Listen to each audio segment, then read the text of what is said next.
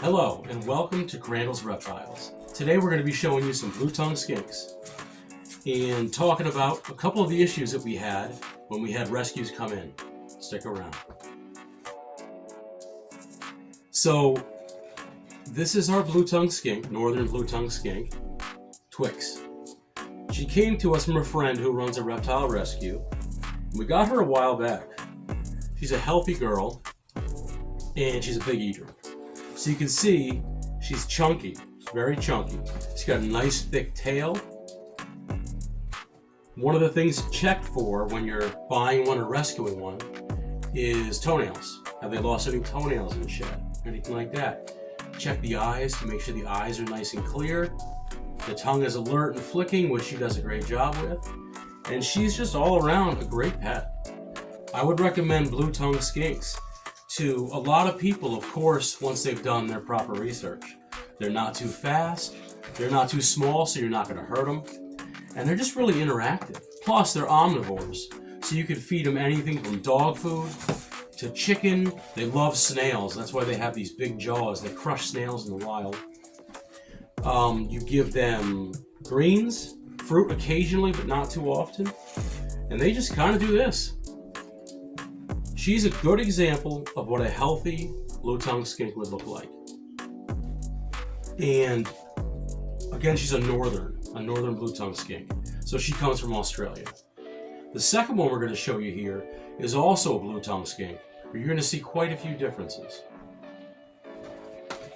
So as I said, the first blue-tongued skink, Twix, we showed you, is from a rescue. This is Milky Way, and Milky Way is from a rescue that was brought to me. And Milky Way has, as you can see, some interesting shapes on the spine here. Milky Way did not get what he needed in his early stages of life, and he developed metabolic bone disease. Most commonly with blue tongues, if you see it, you're seeing it because they're not getting enough calcium and enough vitamins. So I didn't have a ton of information when the rescue came in, when Milky Way came in, but there wasn't a proper diet, and that's pretty clear. With severe cases of metabolic bone disease, they can be paralyzed.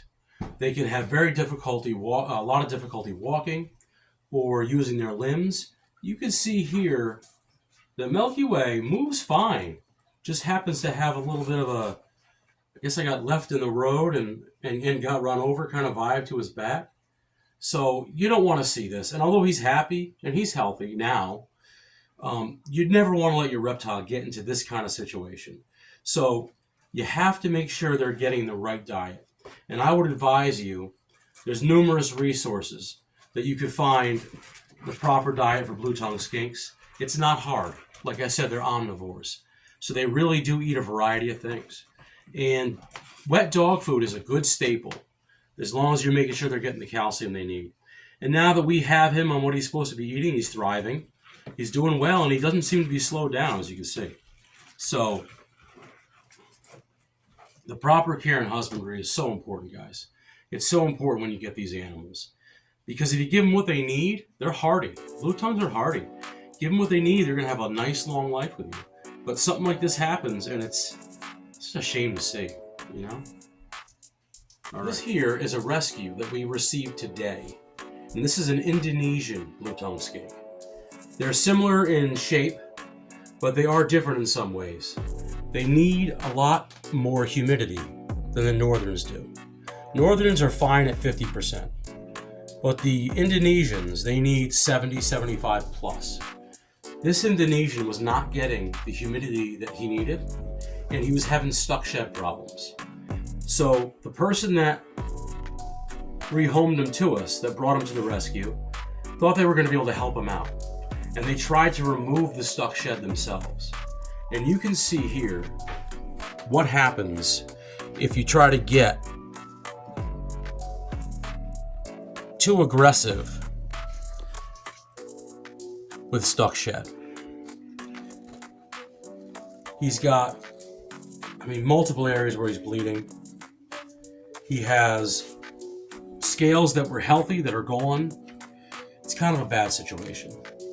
But luckily, when we took him in, We got him into a higher humidity environment already, and you can see this shed that's coming off it.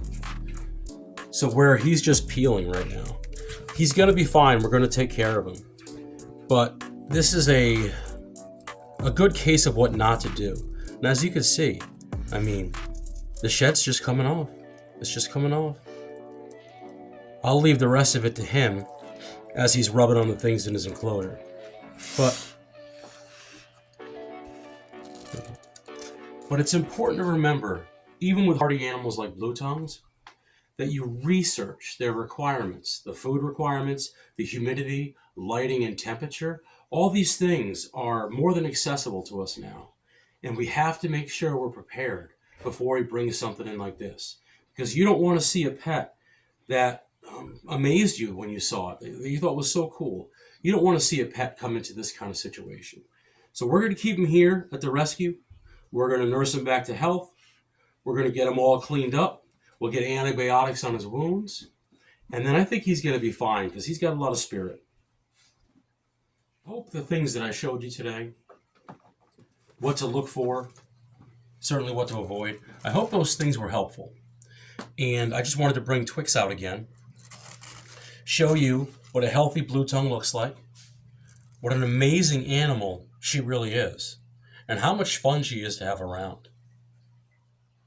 Remember, be responsible and research so you don't have to rehome. This is Matt with Cradle Reptiles, and we'll see you next time.